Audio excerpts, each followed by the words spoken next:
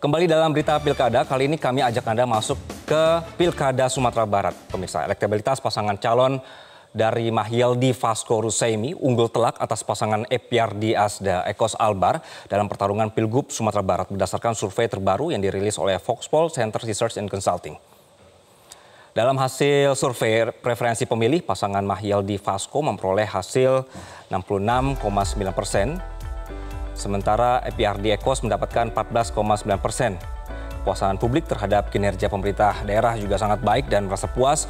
Mayoritas masyarakat menginginkan Mahyildi Anaharullah untuk melanjutkan kepemimpinannya sebagai gubernur.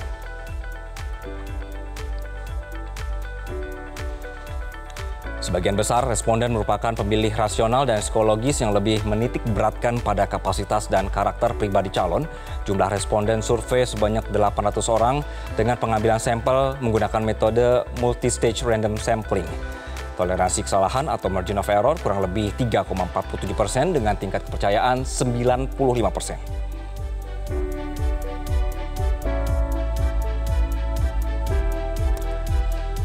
Sudah bergabung bersama kami Pangi Syarwi Caniago, CEO Foxpol Center Research and Consulting. Selamat sore, Bang Pangi. Sore, Mas Anggi. Sehat ya, Bang ya. Bang, dengan angka segini jauh perbedaannya bisa terkejar nggak dengan paslon nomor urut 2? Ya, tentu saja dinamika ini akan tetap ada ya. Tetapi intinya sih melihat saya rentang range-nya sudah sangat jauh sekali ya. Untuk bagaimana kemudian mencoba untuk seimbang saja masih sangat sulit nampaknya gitu. Cuma kan memang latar belakang orang untuk menentukan di sana itu lebih banyak memang karena figur center of kandidat dibanding isu, dibanding program, dibanding soal kinerja, termasuk dibanding soal alasan mereka memilih karena soal partai pengusung gitu. Jadi ini betul-betul tanding pada figur sosok ketokohan itu sendiri. Nah, kalau kita mencermati data Foxpol soal pemilih di Sumatera Barat ini tertinggi di Indonesia. Pemilihnya sangat rasional. Itu temuan kita di Sumatera Barat sangat luar biasa bahwa hampir 63,7% masyarakat di Sumatera Barat sangat rasional choice yang kemudian mereka preferensi memutuskan pilihan politiknya berdasarkan bentangan kinerja, visi misi, kapasitas dan kompetensi. Meskipun masih ada cukup besar ya angka sosiologis memilih karena kesamaan agama, asal-usul dan suku dan etnis. Tapi ada juga pemilih yang sangat psikologis, memilih karena faktor karakter ya. Karakter di sini yang paling menonjol adalah karakter religius, karakter sederhana, dekat dan perhatian sama rakyat. Tetapi secara nasional di data-data temuan kita bahwa pemimpin calon kepala daerah atau gubernur itu di data-data nasional biasanya kan lebih banyak persoalan karakter di Sumatera Barat itu kalau nasional kan merakyat ya. Tapi temuan kita di Sumatera Barat itu tidak merakyat tapi bebas dari korupsi atau bersih, itu salah satu karakter yang besar selain memang ada konteks bijaksana yang kemudian menjadi preferensi mereka dalam memutuskan pilihan politik dalam konteks Pilgub di Sumatera Barat. Nah, kemudian kita juga mencermati dari data kita, hampir dari 19 kabupaten kota yang kita temukan Mas Anggi, bahwa pasangan lawan tanding ini nampaknya kurang sebanding ketika memang kita mencermati elektabilitas sebarannya di 19 kabupaten kota di Sumatera Barat. Itu pasangan Mahyildi Vasco itu unggul di 18 kabupaten kota di Sumatera Barat. Hanya sementara Epiardi Asda hanya unggul di kota Solok ya. Dan sementara Pak Epiardi Asda yang pernah juga menjadi bupati di Kabupaten Solok, ternyata di Kabupaten Solok Pak Epiardi Asda itu juga belum menunjukkan kemenangannya di Kabupaten Solok. Padahal itu adalah basis ya beliau semestinya, karena ini Kabupaten Solok kan harusnya beliau bisa dominan di sana karena beliau berasal dari Kabupaten Solok dan pernah menjadi bupati di sana. Nah, ternyata dalam temuan kita Kabupaten Solok dari baseline 7,5 itu Pak Epi hanya 35% dan kemudian pasangan Mahyildi Vasco 63,3%.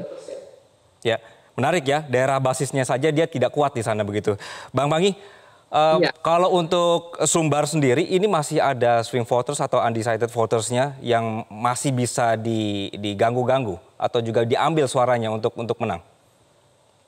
Ya, kalau kita lihat swing votersnya kan masih besar ya. Kalau strong votersnya memang sudah hampir 69%. Mereka akan memutuskan pilihannya sudah mantap, tidak mungkin berubah. Tapi masih angka 21% itu dari Oke. data kita mereka masih bisa berubah. Artinya pemilihnya masih bisa mengayun, bisa migrasi gitu. Tapi angkanya itu sudah 21%. Jadi yang tidak mantap pilih. Nah, kalau kita lihat dari undecided misalnya, kan bisa kita lihat undecided-nya apa kemungkinan termasuk kan dewa elektoral itu bisa undecided juga, termasuk kemudian pemilih yang swing voters yang mengayun, yang mengambang itu juga masih besar. Jadi dalam konteks ini kita membaca bahwa kombinasi memang ketika bicara tentang Mahyildi Pasco itu dianggap kombinasi yang ideal. Kenapa saya bilang ideal? Karena di sini kelihatan dalam angka kita, Mas Andi, bahwa satu ada Vasco sebagai wakil ya anak muda, dan itu meskipun beliau adalah segmennya lebih ke anak-anak muda, Gen Z, milenial, dan lebih banyak ke kafe-kafe. Sementara Mahyildi itu adalah yang kuat di Gen X-nya, lebih banyak beliau itu ke masjid-masjid gitu. Jadi udah kombinasi yang saling mengisi ceruk segmen masing-masing dari dua tokoh ini. Nah, kemudian keunggulan dia adalah memang Pasco memang baru dianggap anak muda, belum dianggap berpengalaman. Tapi secara peta politik nasional dia sudah 18 tahun secara nasional. Itu juga ikut membantu. Dalam fakta ini, data ini mengejutkan juga. Ternyata akseptabilitas dan popularitasnya Pasco itu menyalip dari calon gubernur dari Sumatera Barat, Epridi Asda. Tingkat kedikenalan dan tingkat kedisukaannya. Artinya apa? Ini juga menunjukkan ada kejutan pada posisi wakil gubernurnya Mahyildi. Menurut saya sudah tepat beliau mengambil wakil seperti Pasco ini gitu. Nah, ini dikenal sebagai pemilih Sumatera Barat tadi yang dianggap rasional.